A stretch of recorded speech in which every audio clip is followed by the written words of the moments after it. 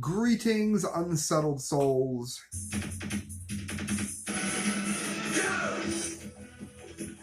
Greetings, I say. It's Sam Di Gangi doing political commentary for the Media Speaks. You might know me from WitsNews or Blasting News. Should you know me from WitsNews, do keep an ear to the ground because I have an article coming out about the Jeffrey Epstein madness. Hello, Jonathan. So that's going to be one you want to catch. It should be, if it's not up now, it should be up very, very soon at WitsNews. This camera has me looking like a troll. And again, maybe I just look like a troll. All right, guys, getting right into this, information liberation. There has been growing number of people who are in favor of gender assignment surgery for children under the age 13, 10. The other day it came up on my comment line with a 4-year-old. And I'm like a freak. I was somehow the conservative in the room. I was floored by this. First of all, when I was a little kid, I thought that I wanted to be Wonder Woman. Children get sold things through, comic books, TV, whatever. I mean, it's been forever. It's been through all of history here. So now's a horrible time. So basically, this is harmful to children. Not to mention biologically changing very important things the body does through puberty. Altering puberty, I should say, is very, very dangerous. Listen to this. I mean, this is just growing. This is happening quite a bit.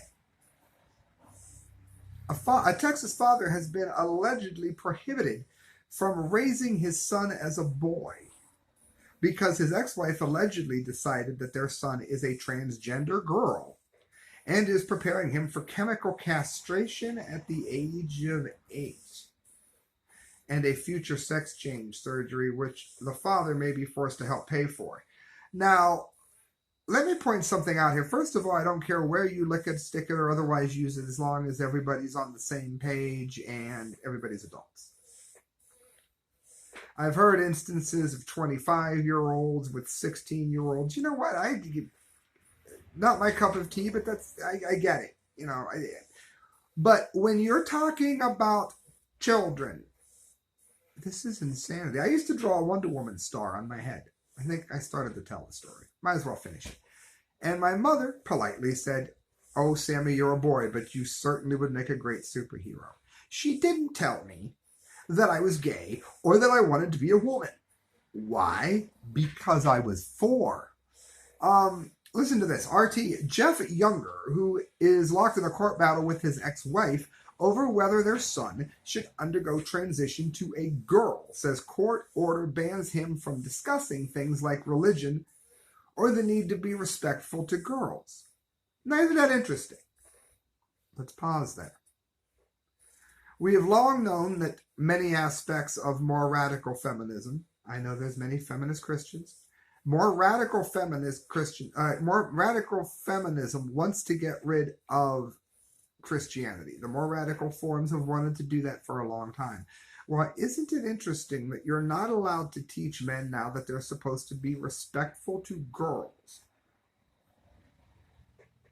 The court is ordering the father not to tell his son to be respectful to girls, even though his wife's trying to transition him into a girl, which can't be done, by the way. Your DNA does not change. But listen to this.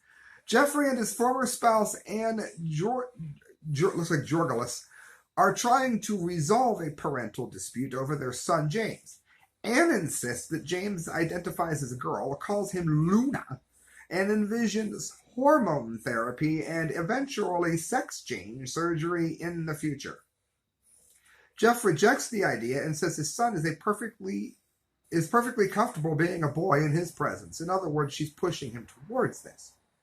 The pair are fighting a legal battle, with the court temporarily ordering Jeff to not impose male identity on the 8-year-old child. The order forbids Jeff calling his son James in front of anyone who knows him as a girl, and this significantly limits what they can do together. Basically, I can't go to school. I keep him, well, he could not use the name, but okay. I can't go to school. I keep him away from any friends he might have at school that know him as a girl. And at my house, he's known as James, and I use male pronouns. Look, this is just healthy parenting here. This is nuts. He's afraid to read the Guinness Book of World Records to his son for fear it'll talk about women, the biggest woman, biggest man. He also says he's a religious Orthodox Christian, and he's worried about reading the Genesis account to his son. It's the creation of everything. We've pretty much decided that, and especially with the discovery of the Higgs boson, that, like it or not, the story laid out in Genesis lines up pretty well. He can't even tell his kid how the world was created. And he's being prepared for the sex surgery. It started, it says, at the age of 7. I'm sorry. That's child abuse. You are listening to the Dunce Cap of the Month Awards show, and they get dumber as we go. Let me just say that if, and this happens too, if some children already know that they are gay, I'm not saying to force anyone into it, but he's being forced the other way. Anybody with me here? I'm just trying to talk in sane terms here. Listen to this. Mom arrested over viral video of daughter licking tongue depressor and putting it back. Paul Joseph Watson, Prison Planet. Now, think about this for a minute. It is now a thing. And it's a felony, by the way. It is now a thing to film yourself defiling food for other people. And at first it started off as a joke. People were just licking the ice cream. Okay, that is just licking the ice cream. Not that big of a deal, right? Unless, of course, you happen to have some kind of infection and somebody else happens to be on immunosuppressive drugs, which they give for medicine. If they happen to have AIDS or an otherwise damaged immune system, particularly if they have AIDS and don't know it, that could give somebody a form of pneumonia that would kill them. That's just one example. There's countless. This is taking off as a thing. These are people that are already sick. These are tongue depressors, often used for strep throat or whatever. So listen to this. A Florida mother was arrested after filming viral video, or it wasn't viral when she filmed it, of her daughter licking a medical tongue depressor and putting it back at the doctor's office. 30-year-old Corey Ward was charged with tampering with a consumer product without regard of possible death or bodily injuries, News 4 Jax reported. She recorded her daughter licking the object and replacing it at the Jacksonville's doctor's office, despite a sign saying, "Do not touch medical staff supplies." So, I mean, you got to give the doctor credit here. He's well aware of the stupidity, hello, Matt, of the stupidity that exists within the world that he's in here. The doctor was already ahead of the game and said, don't play with it. Of course, that was an invitation. The caption accompanying the Snapchat said, "Don't tell me how to live my life." In other words, laughing at the sign that was put there. So maybe if it hadn't been there, they wouldn't have done it. There's irony. When you're dealing with idiots, what is the Dunce Cap of the Month Award show? A tearful Ward told Newsjax 4, "I would never put somebody else at risk," and apologized for causing offense. The maximum penalty if convicted is 20 years in prison, although Ward is likely to get away with a slap on the wrist if the felony is reduced to a misdemeanor. I would say, if nothing else, a lot of community service. I don't know that I'd hit her with a felony. But if they did, I wouldn't say they were nuts. I'm a softie. Falling national IQs combined with obsessive social media fame brings out the worst in people. And read the article for the rest of it. It gives commentary on it. I'm giving you commentary on it now. Our world has lost its mind. If you like what you're hearing, do remember we got lots of stories left, and you can donate at thecorrectviews@hotmail.com through PayPal. The money you give me, I put back into the show: cameras, computers, research time, etc., etc. Paul Joseph Watson, I mentioned this in the description box below. When artists, particularly with very little talent, when artists that are you wonder how they even got on the radio, want to make a splash. They've been known to try to venture into the world of politics. Now, I'm not against this to the degree that some people are. For instance, I think if you've traveled all over the world with a band for 10 years, 20 years, 40 years, then you should have some say in the public debate about what works and what doesn't work, that kind of thing. Also, if you're somebody who's gotten into politics and music, and politics is something you have always done, then it would make sense that you would do it. Ted Nugent would be one on the right. Rage Against the Machine would be an example on the left. Bad Religion on the left. I get it. He's like a college professor. I get that. Ariana Grande probably can't tie her shoes without an instruction booklet, which isn't going to help her because she can't read the instruction booklet. Listen what this idiot said. Ariana Grande thinks she's risking her music career by criticizing Trump. Now, the only thing that can jeopardize anybody's career is standing up for Trump. Vince Vaughn has talked about this before. But no, she's out here saying that she's risking her career by supporting Trump. By condemning Trump. I can tell you from firsthand experience that the left silences people on the right. If she was to come out in favor of Trump, that would damage her career because the entire brainwashed masses of Hollywood, the people that put her tripe out and call it music, which is blasphemy, are the very people who are against Trump and signing her paychecks. That's why she's on the Dunce Cap of the Month show. Pop star Ariana Grande thinks she's putting her music career at risk by criticizing Donald Trump, when that's actually the ultimate act of conformity. I do love PJ Dub.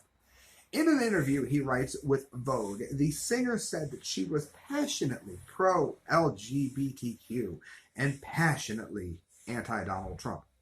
Now, pause. That in and of itself doesn't make any sense. Thiel has been in Trump's ear since day one. I know I had two. Day one. From the start, he's gay. As a matter of fact, Trump has more gay people in his administration than many people have in other administrations on the left. Now, it's hard to say because Trump's only been at this for a couple of years and some people were in office for 8 years, so you can't compare the two yet. But so far, within the first 2 years, he had 1 million gay people around him. However, Paul writes, wow, what incredibly risky opinions to hold they are. I would rather sell fewer records and be outspoken about what I think if some fuckery than sell some records. Well, he writes, stunning and brave.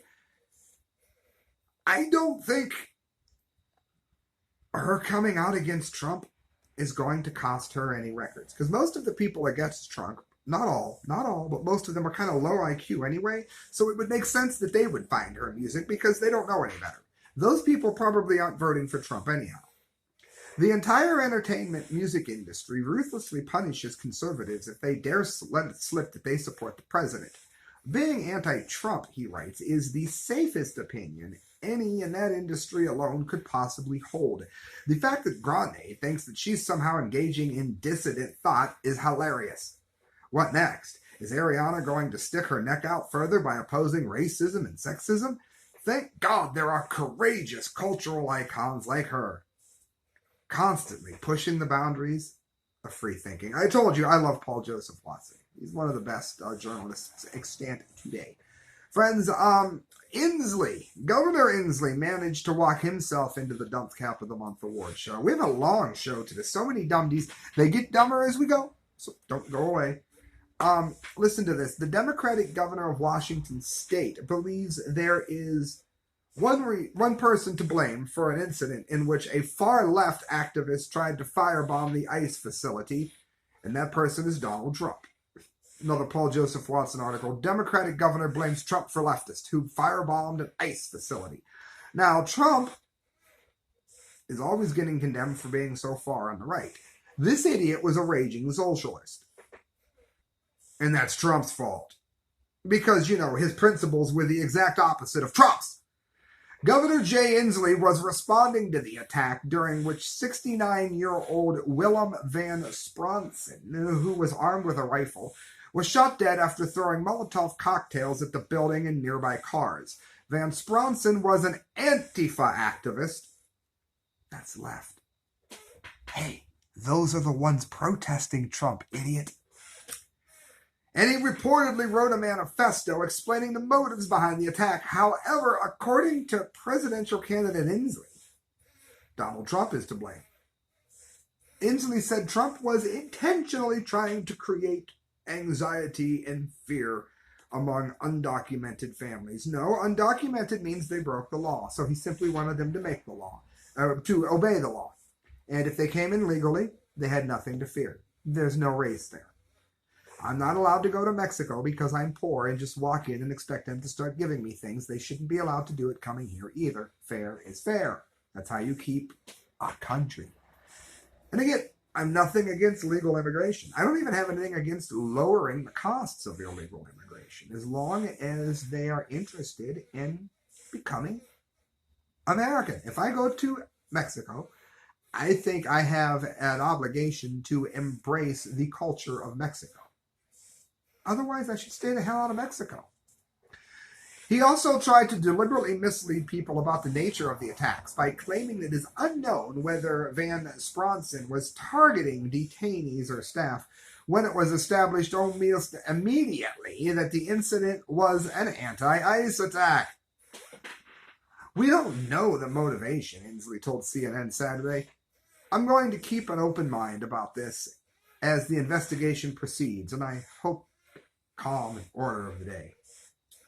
Inslee suggested that Trump was to blame. We all know at this moment there is tremendous anxiety in our community. No, not if your community obeyed the law. There's nobody who's legally here from another country who is afraid that Donald Trump is going to throw them out, unless, of course, they, committed some kind of act, criminal list. You know what I mean? Nobody here legally is worried they're going to be sent home. It's not happening, so stop. It doesn't matter what color they're in. It doesn't matter what religion they are. If they're here legally, they're not worried about getting thrown out. That's why, Governor Inslee, you made it on the Dunce Cap of the Month show. But you didn't win. On Newsbusters, beware. Lion King is fascistic, white supremacist, says the Washington Post. Now, not to mention, I'll never watch it because I can't stand Beyonce's voice. It's like a fax machine to me. Not because she's black, because her voice is terrible. The reason nobody takes anyone on the left seriously is because they come up with ridiculous, stupid, brain-headed things like this. Well, it was bound to happen. One of the woke writers at the Washington Post found something political to nitpick about Disney's remake of The Lion King. Rather than let everyone enjoy one of childhood's great classics, Dan Hassler-Forrest tried to burst the bubble, pointing out how it is a fascistic story that incorporates white supremacists into a worldview. He writes, good grief. Hassler-Forrest claimed that the very fact that there is a Lion King is a problem.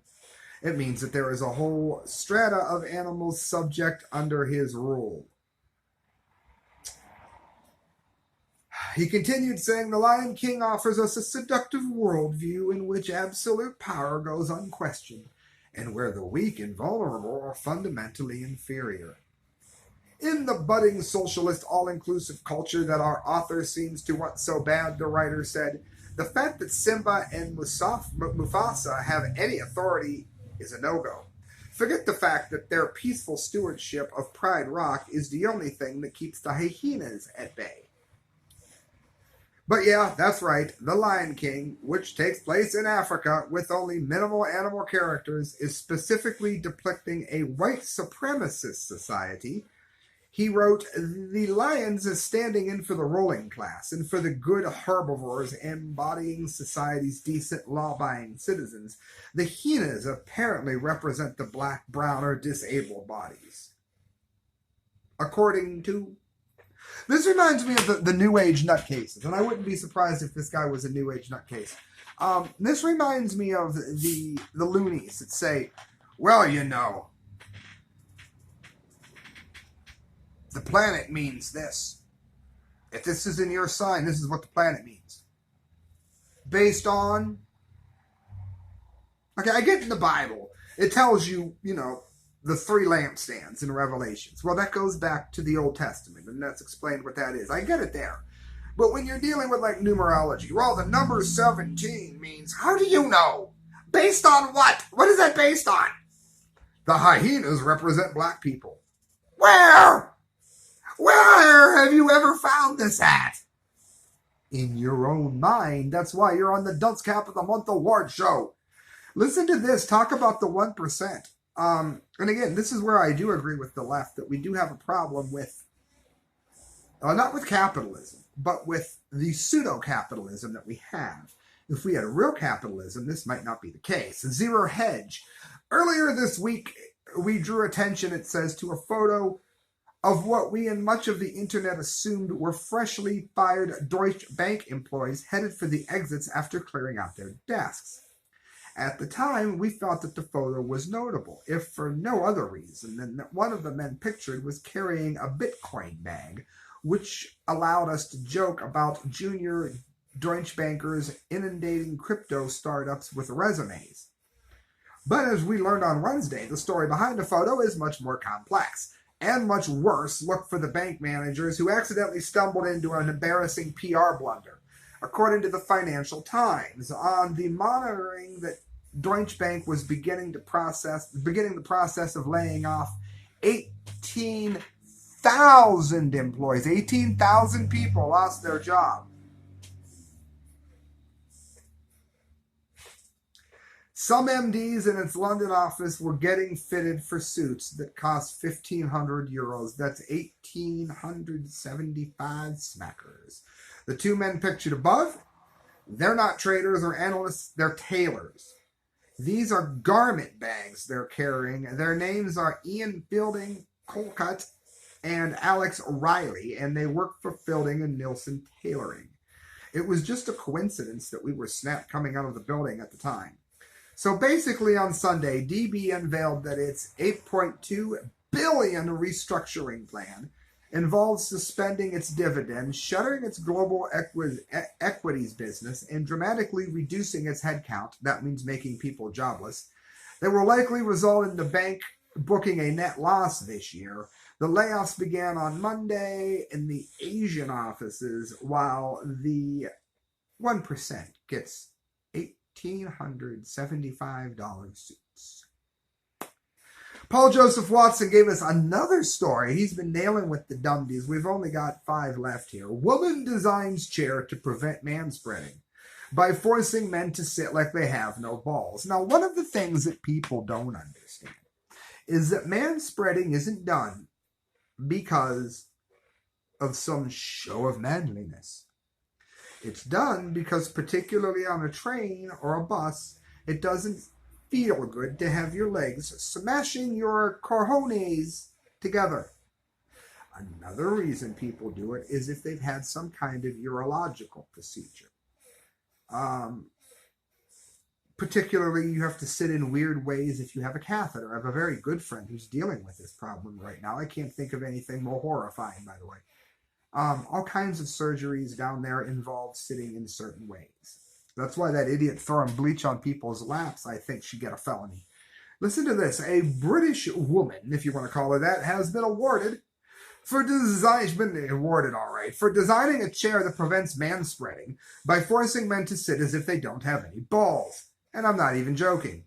Manspreading, otherwise known as having a pair of testicles, is where men sit with their legs spread apart on public transport, he writes. 23-year-old Lilia Laurel says she designed the chair following her own experiences of manspreading.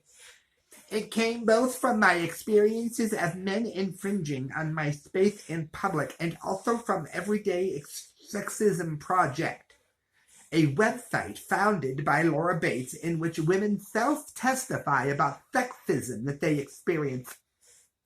If you think everything is sexism, and that everything is sexism, do me a favor, pick a number, 13.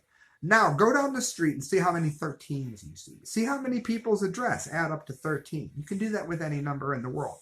People do that with their favorite ism, like sexism. With my chair set, I hope to draw awareness to the act of fitting for men and women and inspire discussion around this, said Laurel, who was given the Belmont Award for Emerging Talent. You ever hear of it? Nobody else has either. He wrote whatever that is. But here's the kicker. This is why she's really almost won the Dunce Cap of the Month. Laurel has also designed a chair which encourages women to engage in the same behavior that she complains about men doing. In other words, you haven't saved any space. And they also mention that it's usually women who are involved in what's called bag spreading, where you put like 9 bags all over 3 seats and you're sitting in only one of them. None of the bags are on your lap or in front of you. I told you, it's the Dunce Cap of the Month show, friends. And they get crazier and dumber. And how about this from the Mirror? If it did not cost so much to send dunce caps overseas, the next 2 stories would have absolutely definitely won. I'm telling you now, it would have won. Vlogger dies live streaming himself eating poisonous centipedes and lizards. Now, I don't know how many of you saw that other idiot. The chick who was trying to become famous by eating a live octopus, and it almost pulled her eye socket apart. Now, that shouldn't be surprising because octopus actually do have somewhat of the ability to, for lack of better words, think. So, I mean, that was particularly dumb. But listen to this. Even instinct alone. But still, a man has died after reportedly filming himself swallowing poisonous centipedes and geckos alive. Now, he knew they were poisonous, no less.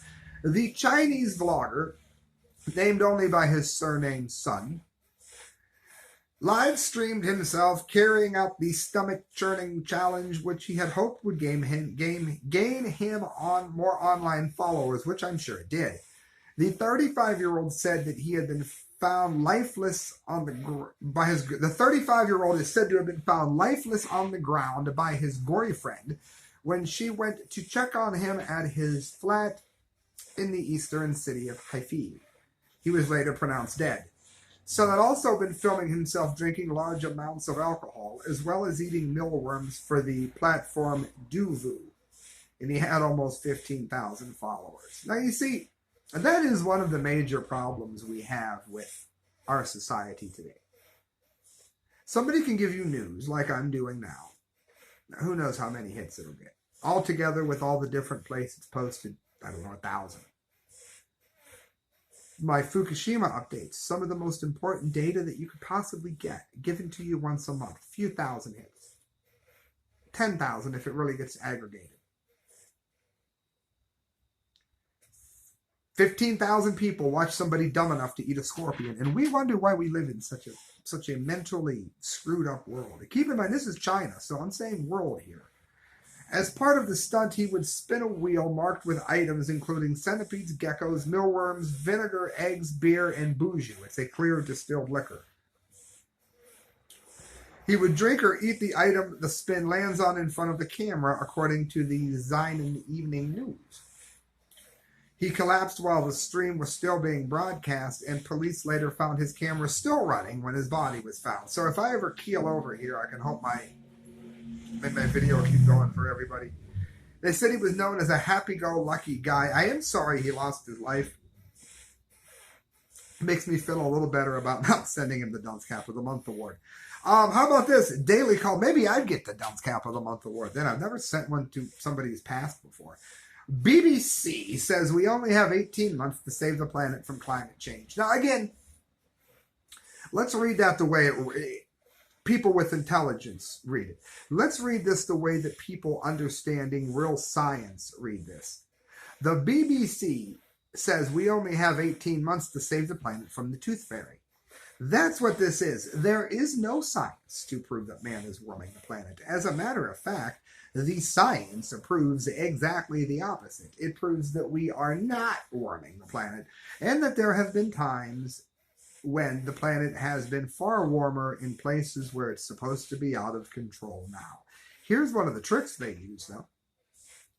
They'll say this is record-breaking heat, and then they'll show you their records from the last however many years. That's a lie. If you look at geological data in any place, pick your own, that's heating up now or whatever they're saying, look at the geological data. And there will be times all through history when it's been warmer. Who was driving cars 10,000 years ago? Who was driving cars 1,000 years ago? So don't believe the lie when you see it. I mean, things change naturally. The pool where the angel was said to be stirred in the Bible is a dry gullet today. It must have been from all the ancient Hebrews and Romans driving around in their cars.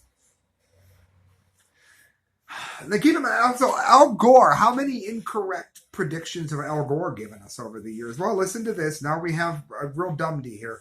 Humanity has only 18 months left to take decisive political steps to avert the catastrophic effects of climate change, according to a report Wednesday by the BBC. You know, the last 2 years of my life have been particularly unhappy. But one thing that does bring me a little bit joy is the fact that I am not the dumbest person who ever lived, nor am I even close. These people right here have to go through life this way. Maybe they're lucky, because they don't really know how dumb they are. Do you remember the good old days when we had 12 years to save the planet, wrote BBC environmental correspondent Matt McGrath, who should have no readers after this. Now it seems there's a growing consensus that the next 18 months will be critical in dealing with the global heating crisis, among other environmental changes. It's all over in 18 months. Now, in 18 months, we look back at this and laugh. We're not going to be supposed to remember it, of course.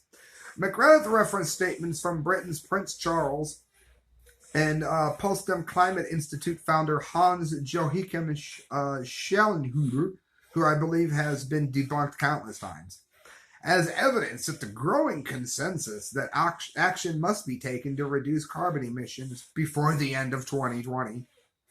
I am firmly of the view that the next 18 months will decide our ability to keep climate change at survivable levels and to restore nature to equilibrium that we need for survival, Prince Charles said. Inbreeding, perhaps. I don't know here. The IPCC reported the carbon emissions would need to be reduced 45% by 2030 in order to keep global temperatures from rising 1.5 degrees. This is pure bunk science. Pure bunk science. Little things like, the sun tends to have a remarkable effect on the planet. People will talk about subtle changes since 2011, just subtle changes. They forget to tell you that during the March 11th, 2011 tsunami and 9.0 earthquake that hit Japan changed the axis of the Earth. And if you factor in the numbers for that shift with the numbers that they're reporting changed or shifted in 2011, you'll find that it was caused by the earthquake. But you're not supposed to speak logic. Guys, we got the runner-up of the story that is right behind the winner. Colorado State University, avoid using the word America because it's not inclusive. PJ Dub, a new inclusive language guide compiled by Colorado State University asserts that the word America is not inclusive and should be avoided. CSU lists both American and America and American as non-inclusive words to avoid due to the fact that America encompasses more than just the U.S. By referring to the U.S. as America, the guide claims that one erases other cultures and depicts the United States as the dominant American country. Well, maybe it is. If not, maybe it should be. And if you don't like it in America, then maybe you should leave. If you don't like the fact that we're proud of our country, maybe you shouldn't be here. Shazam, Sparky! Other words to avoid. Male and female, ladies and gentlemen, Mr., Mrs., or Miss. Should not use straight. Never say normal people. Shouldn't say handicapped people. War cake, eeny, meeny, miny, mo, Eskimo, freshman, hip-hop, hooray, hold down the fort, starving, and policemen are also non-inclusive. Which is interesting, because I used to date an Eskimo, and she was absolutely honored and thrilled by the fact that she was an Eskimo, and I thought it was cool. But my point is, she would now be called a racist because she's happy to be an Eskimo! Furthermore, Eskimos are Americans. It's true. So are Samoans. Don't say that. All right, guys. You know what it is. You know what's coming. It's time for the winner. It is time, once again, I proudly give you the Dunce Cap of the Month award. Now, do remember that you, specifically you, can donate to this show at thecorrectviews@hotmail.com through PayPal. Every penny that you give to me, I put back into the show. I put it towards a better show. A fraggle. All right, guys, the Dunce Cap of the Month. The money you give to me, guys, it goes towards a better show. I also use it for the price of mailing out Dunce Caps, which can be kind of expensive. I got the cap and I got the award printed this time. So all of you will get to see that. Here's what won! Our tax dollars. Our tax dollars hard at work. 79-year-old Garfield Heights woman sentenced to jail for feeding stray cats. Fox News 8 got the story for us. Nancy Segula lives on Havana Road in Garfield Heights, and a couple of years ago, the cats started showing up on her porch. It began in 2017 with me feeding stray kitties. I used to have a neighbor that had a couple of cats, and he moved away, so he left them, Segula said. I would always feed them and care for them because I was worried about them, and I'm a cat lover. Once my neighbors got upset about it, they called the animal warden. She got her first citation in 2017, and more followed. I got a total of 4, she said. All right, now, let's pause here. As somebody who has taken in stray kitties before, if you don't feed them, it's far worse. Because then they're constantly fighting. They're going to breed no matter what. That's what animals do. The city is saying leave them starve to death. Because, of course, they don't want to spend the money to rescue the cats. Or to euthanize the cats, which I'm against. But they don't even want to come pick them up. But they want to spend money to harass her. If the money used to harass her had been used to fix up the stray cat problem, then you wouldn't have to harass her.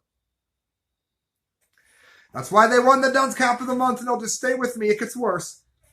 Her latest citation required her to appeal before Magistrate Jeffrey Short last week. He sentenced her to 10 days in the Cuyahoga County Jail. I couldn't believe what my mother was telling me. She gets 10 days in the county jail. I couldn't believe it, said Dave Pulowski, her son. They wrote son. I'm sure people hear about things that happen downtown in that jail, and they are going to let my 79-year-old mother go there. In Garfield Heights, it's illegal to feed stray cats and dogs under Ordinance 505.23. However, Segula doesn't feel the punishment fits the crime. Pause. Oh, this pisses me off. And I've talked about this a million times. The ordinance needs to be eliminated because the ordinance goes against the constitutional rights of the people. There is no ordinance or law that should ever be on the books and obeyed by anyone that supersedes the Constitution. That means perhaps a majority of the ridiculous laws that we have should not be obeyed. Wasn't it Jefferson that said it was moral to obey an immoral law? Or it was moral to disobey an immoral law. I butchered it. It's too much of a sentence for me for what I'm doing when there are so many people out there who do bad things, she said. Fox News 8 reached out to the dog warden and the mayor of Garfield Heights. Our phone calls were not returned. So here is what I'm sending them. It got wrinkled. This is a picture of her and the cats. I'm going to show you the hat in a minute. The Dunce Cap of the Month award.